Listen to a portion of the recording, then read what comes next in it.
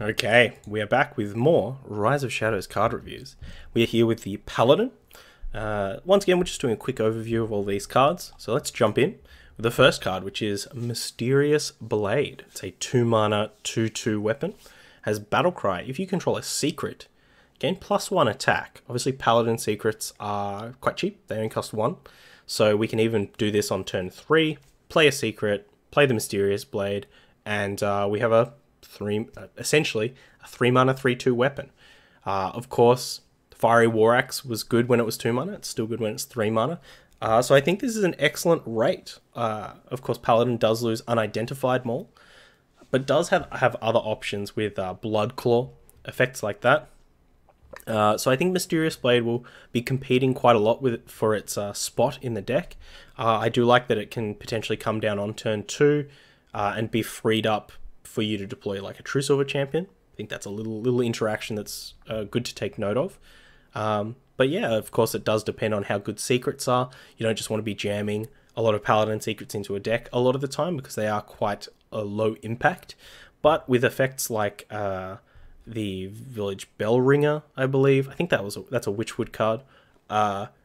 We could be able to just slot like a little secret package in there and get some value out of a Mysterious Blade. I like it.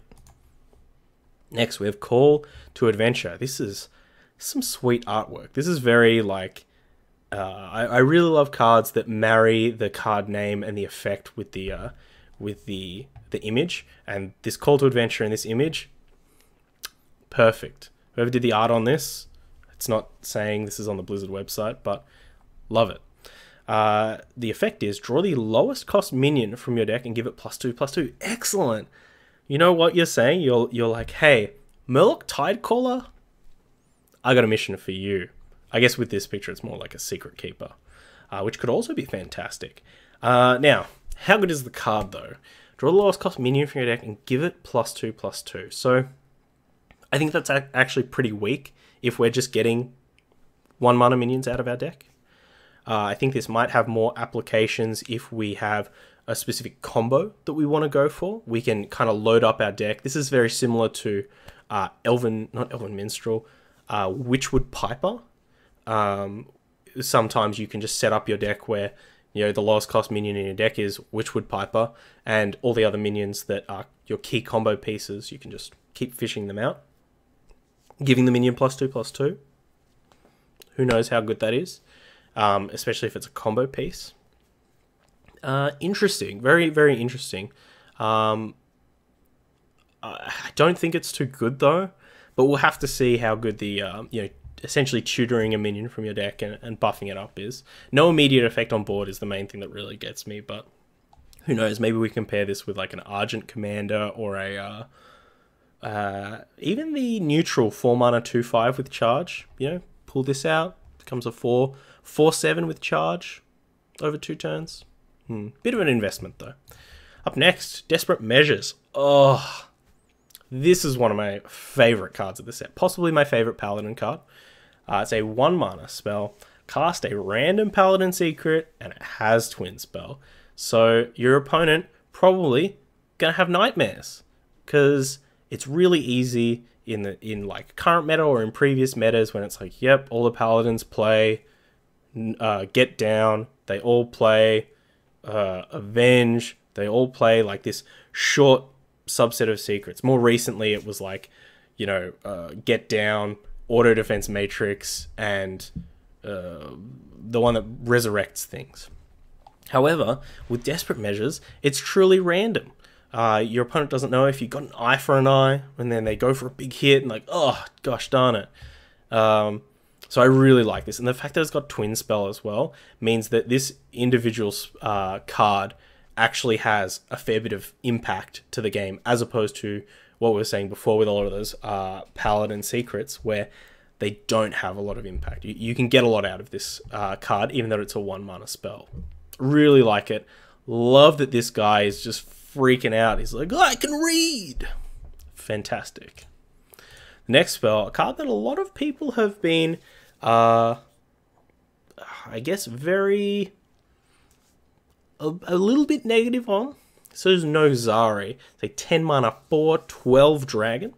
So it's Battlecry, restore both heroes to full health. So Tree of Life, card, an effect that we've seen before, but it does cost you 10 mana. A lot of people likening this to Reno, which restores you to full health. If you're playing the control deck, you usually don't care about your opponent being restored to full health until you decide to try and kill them.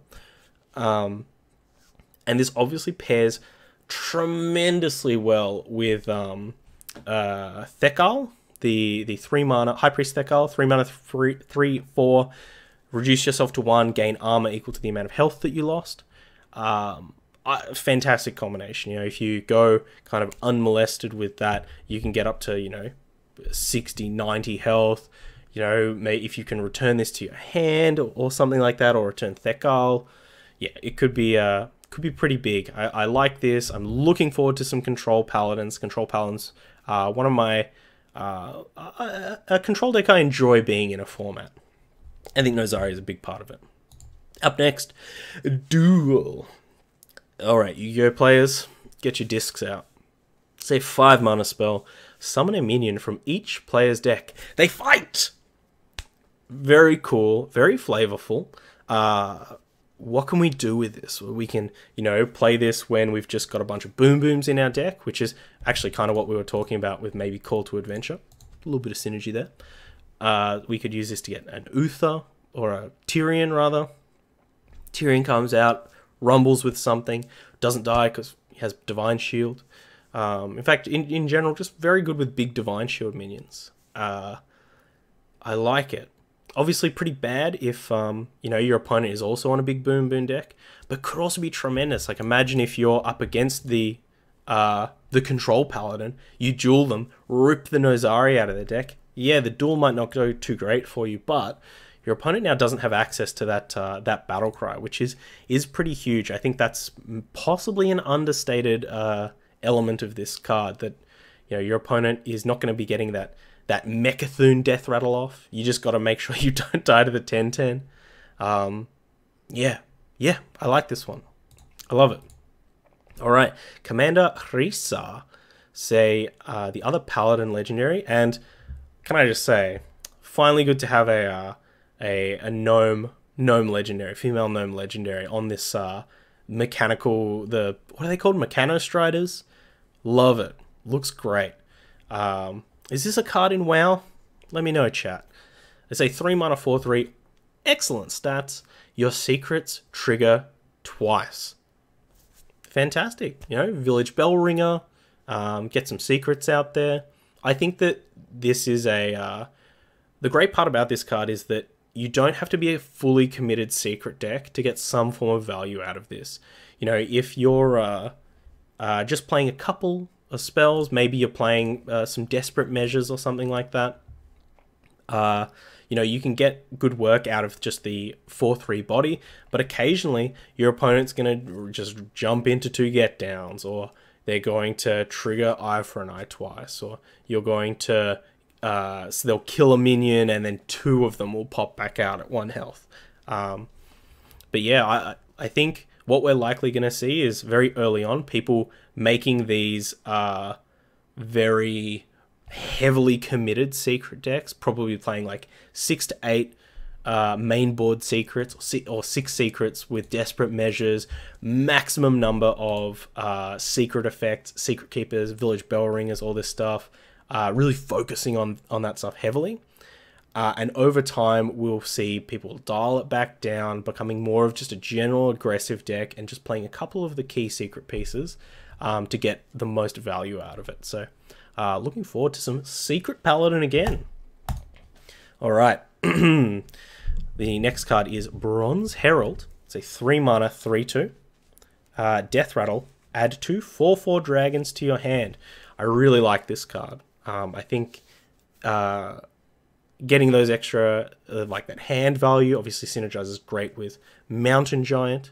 Getting those dragons in your hand, they're good bodies, unlike other cards that kind of add a bunch of stuff to your hand, like Dry Gulch Jailer was unfortunately, you know, it's just 1/1, so if you don't have anything to synergize with that, they don't really do too much.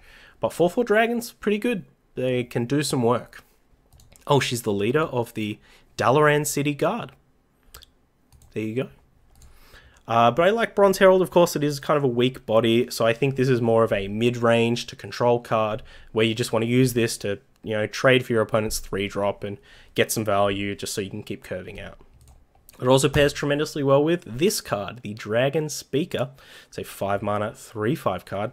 Battlecry, give all dragons in your hand +3/+3. And you know what? A 3/5 for 5 mana, not the worst rate.